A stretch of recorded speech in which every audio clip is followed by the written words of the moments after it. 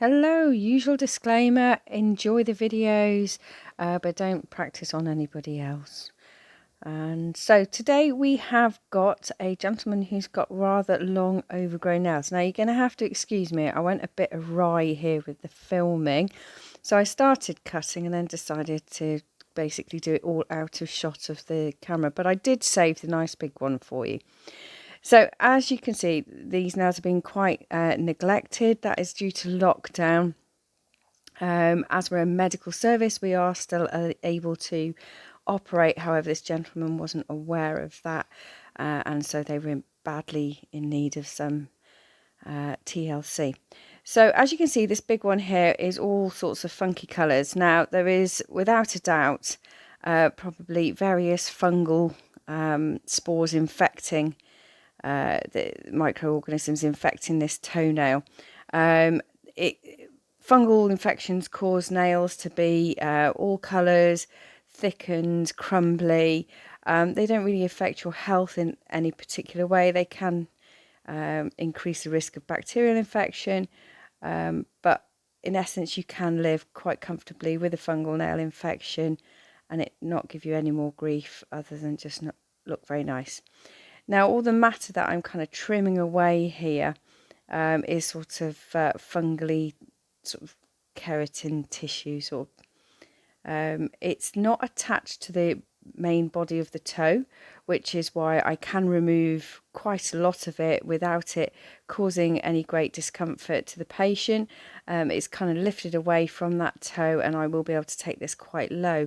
Now I do this for this gentleman, take it as low as I can. That gives him more comfort and obviously longer spells in between him needing to come to us. Now with fungal nail infections like this, the matter that is underneath the nail does have, I suppose, a fruity odour, you might say, to it. It can be quite spongy and can be a bit sticky and stick to the blade. There's dead skin cells within there. You get obviously sweat, etc. And you know that can change the consistency of it. So it's not hard nail. It can be, say, quite sticky, and say it does stick to the nippers. You'll notice that when I am cutting, which I know isn't great for the camera view, but when I cut, I often put my finger over the top of the cutting edge. That is to prevent nail fragments from firing and hitting my face, my teeth, my hair. You only want so many of these bouncing off your gnashes before you close your mouth or stick your finger over the top. So yeah, it's become a reflex action for me now. I do it without even thinking about it, but it does reduce shrapnel considerably. But like I say, it doesn't really help for you guys actually seeing what I'm doing. I do remedy that when I get to the other foot. So as you can see, I've taken the bulk down here, but there's still more to be done. So I'm going to move on and use what we call a drill, which is a rotating burr, which basically sands down the area at speed. So it's a lot quicker than doing it with just your ordinary nail file. Burrs come in various different shapes, sizes, materials. This one's a titanium burr by the looks of things. But yeah, they come in all sorts of different shapes and sizes for different kind of jobs. This one is quite long for what I want it for, but I think I've just gone with the first one I've picked up, if I'm honest. So I'm thinning it down. Like I say, this is quite a painless procedure. I keep the burr moving because obviously it's creating friction force, and so friction creates heat. So if I keep that burr in the same place for too long, it will become quite hot and uncomfortable for the patient. So I keep it moving, keep lifting it away from the nail plate, and say with these fungal nails, you don't have a nice thick uniform nail plate there. And so you will get like bits of kind of skin tufty bits that stick up, so I keep it moving like that. Sometimes you get little blood vessels that get pushed up into areas, so we can kind of just take the tops off those. So sometimes you might notice like little red dots, which are these little capillary endings, that everything's quite disorganized under those nails. And you can see there's quite a tufty bit sticking up high on that. Now, these are kind of fleshy areas, part of the toe, that can get kind of like a bit of hard skin and whatnot on top of them. So you can take them down, but they can be quite fiddly because they're often thinner than you think. So it's very easy to nick a patient when you've got these like tufty bits hanging around. So I'm just taking the calloused area off over that tufty bit. Now this drill, that sort of ring area around the rotating at the base of the burr, is actually a vacuum suction. So it saves me from inhaling all this wonderful material. I'm quite sure that some of it does get into the air around me, which is why we've always worn face masks when we are burring down nails. There are plenty of my colleagues who just will not burr down anything that looks remotely fungal, because obviously we don't want all this stuff in our lungs ideally. But I do like to get them down and looking good. The nail next to the big one, which we call the second, we count the toes, starting with 1 being your big toe and then out obviously to 5. The second toe is quite normal, no sign of any fungal infection there whatsoever. And bizarrely, that is something I see quite a lot of. I don't believe there's been any research. I think it's probably just pure coincidence. But very, very often, you'll find that that second toe is the only decent toenail around.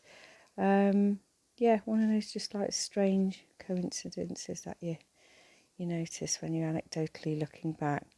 So like I say, I'm burring away all this kind of fungal tissue, and like I say, it gets very soft, and I'll take so much of it off, and then I will probably finish it off with a blade, because like I say, this burr can get quite hot, and especially when it's more sort of skin than any sort of nail structure.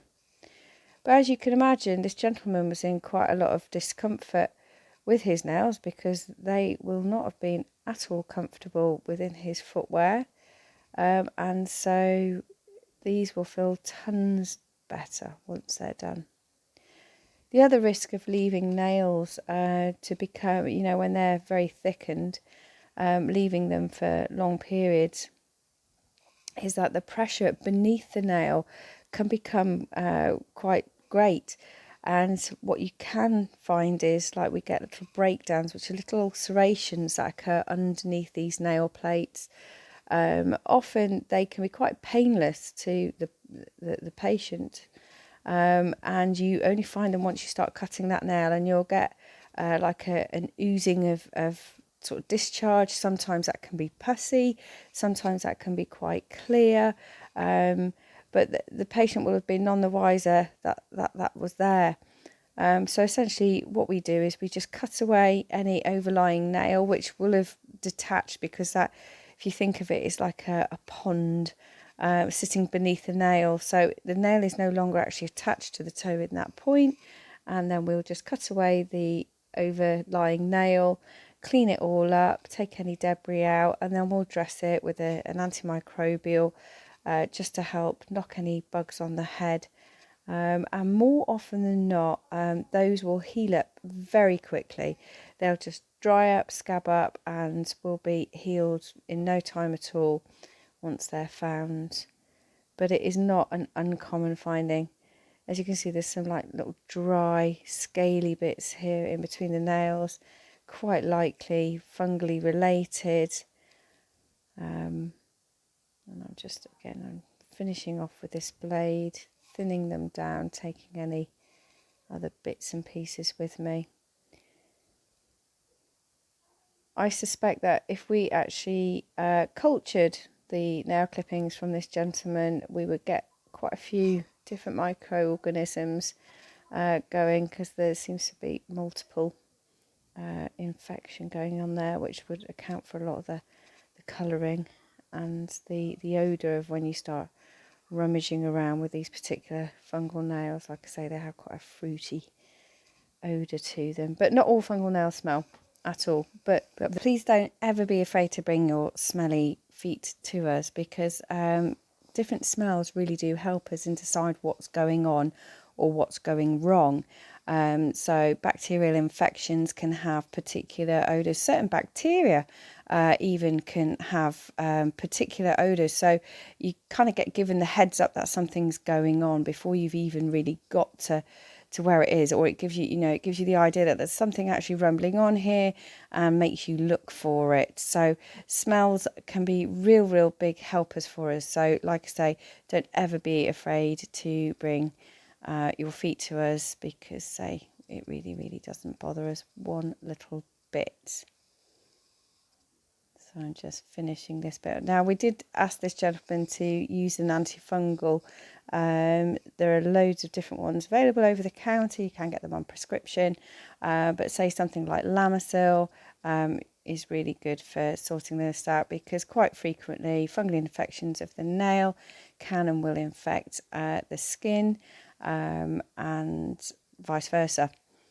So skin infection is really easy to treat, but nail infection is really not so. They're far harder to treat. And like we say, kind of bacterial infections can occur secondary to fungal infections, where you can end up with little breaks in the skin, especially when the infection is on the skin. You can get the breaks there that just become an open door then to bacterial infection. But like I say, you can pick up antifungals like for athlete's foot. Is just the sort of product you need. You can pick them up easy peasy from most pharmacies and supermarket pharmacies. Let's do that bit of scaling there in between the toes. There, and that's that one done. And now we're on to foot number 2. So again, a lot of discoloration. Some, the nails aren't quite as thickened as with the other foots, but like you can see the severe discoloration there. And again, it's lifted quite a lot away from the nail plate. I can only apologise for using so much of my hand in this. It is a bit of a learning curve with getting the camera in the right angle and what have you. We'll get there in the end. So like I say, you can see that the nail plate is actually lifted away from the toe quite significantly, and it just comes away really easily. But yeah, there's a little bit of sticky stuff underneath which just sticks to blooming everything. But yeah, it comes away easy peasy. And when you're cutting, you can feel where it's a bit more adhered to the toe, and that's usually where I stop. I mean, with some nails, I can literally take right down to the bottom fold there, which can be really helpful sometimes if you're actually wanting to treat your fungal infection with a topical, which means you're putting it on it, physically putting it on it with a topical treatment. So things like the Lamisil, it's not licensed for use on nails, but it is licensed for use on skin. So if you've removed the nail, there is nothing to stop you at all from using Lamisil on that area. So yeah, we commonly advise that. So being able to chop a good chunk of that nail away really makes application of that far better. But yeah, you wouldn't use it on your nail because it has nothing in it which will help to kind of penetrate through the nail to where the infection is, which is beneath the nail. So like I said, these nails are a lot thinner on the whole. Some are a bit chunkier. I don't actually use different... I know with my cutting it kind of looks like I am using different hands, because I do flip the nippers around quite a lot. It's kind of second nature now for me to get them where I want them to be. I'm not ambidextrous. I just say twist them around to give me a better angle on getting that piece of nail. It's a real shame you can't hear the thunk of these nails hitting the debris tray, because sometimes when you take a really big chunk off, it's like a rock hitting the plastic debris tray that I have to catch all the bits.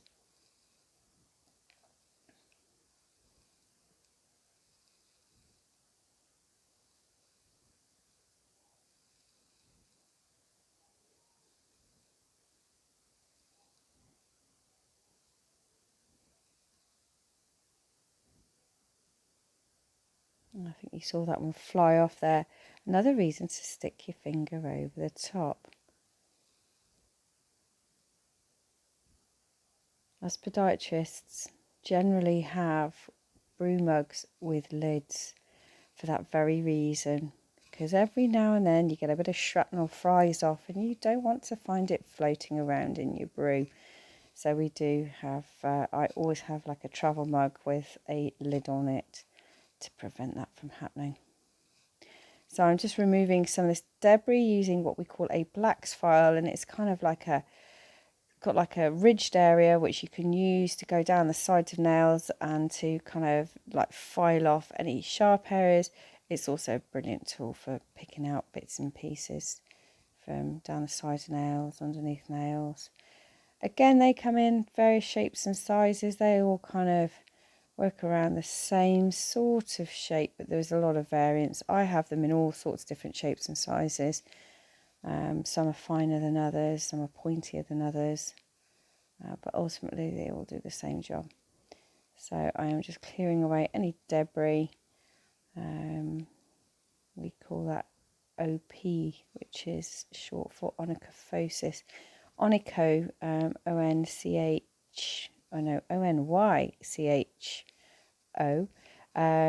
is basically it's either Latin or Greek for nail. So anything pertaining to the nail will have an onycho alongside it. So a fungal nail is onychomycosis, so mycosis being fungal. So onychophosis is like debris that we find sort of down the sides of nails or under nails. And again, I'm using a burr just to finish off and just to thin out the remaining part of the nail. I just want them to look far comfier. I want them to look far better and feel far comfier, and they will feel so much better in the footwear. This gentleman was fit for dancing. Sorry, that's what you get for headbutting the camera. Fit for dancing when he left. If only he'd had somewhere to go and dance.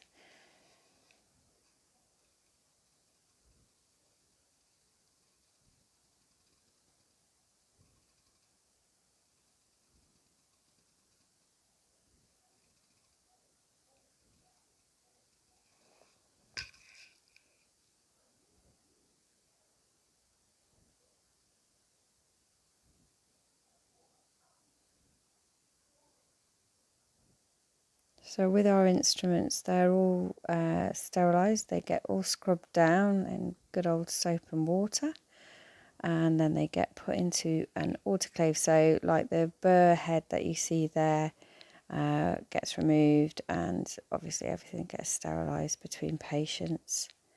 Blades are all disposable, so they go straight in the bin. The blade handle gets autoclaved, which means sterilised. But the blades themselves are all single use. They do blunt off, so they're really not designed for use on anybody, and they're cheap as chips really, so there should be absolutely no excuse for anyone double using a blade. But yeah, everything else gets scrubbed down to remove any dust and bits and bobs, and then it gets popped into the steriliser ready for use again. I know people often ask me kind of how much the nippers cost that I use. They're not your standard ones that you would buy in the pharmacy. They tend to be made from, well, certainly the ones I purchased tend to be made of German stainless steel, which really, they're really hard wearing. They do last for years. They can cost anywhere in the region for about £30-40, upwards to about £60 to £80. They come in different sizes, so you have some that are just meant for cutting down the sides of like ingrained nails, to bigger ones, you kind of more standard fare ones. They have different kind of joints, different kind of springs. Everyone has different preferences. But yeah, they don't tend to blunt off that quickly. You will get plenty of years worth out of them before they need sharpening. Now, there are sharpening services out there, but if I'm absolutely honest, it's usually the springs that go first, or it's another part of it. And you can get replacement springs and everything, but I'll be honest, I've never had any of mine resharpened. I think it comes to the point where if they're actually in need of resharpening, you may as well, rather than going to the hassle of organising them, sending them to them, and get them to just buy a new pair of nippers. So now bird down, I'm just going to finish off with the blade again. So more so to get rid of sort of bits of debris that's actually on the skin, as well as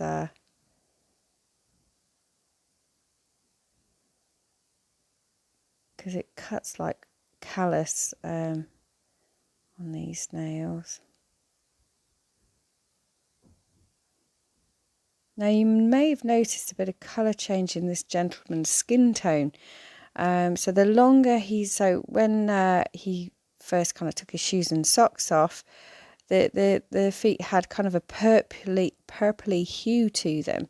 That's a sign of sort of problems with the venous return, and or that it's cold. Now we have had a particularly cold spell recently, so his microcirculation probably isn't working as well, and that can cause sort of slow return of blood to the area. But now he's been sat in my chair, we're in a nice warm clinic, and his feet have been raised. That purpley venous blood has now returned to the heart, and we've got a far more kind of normal looking coloration.